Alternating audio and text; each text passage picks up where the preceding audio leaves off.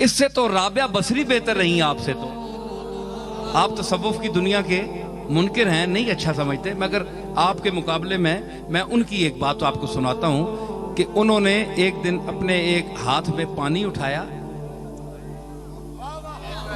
और एक हाथ में आग उठाई।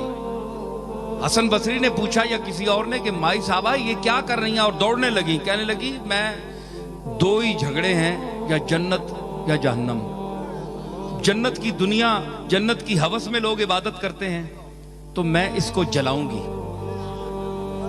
और दोज़ख के डर से इबादत करते हैं, मैं इसका भी सत्यानाश करती हूं, इसको भी बुझाती हूं, ताकि सिर्फ मालिक की रजा के लिए उसके हुक्म के मुताबिक इबादत करें।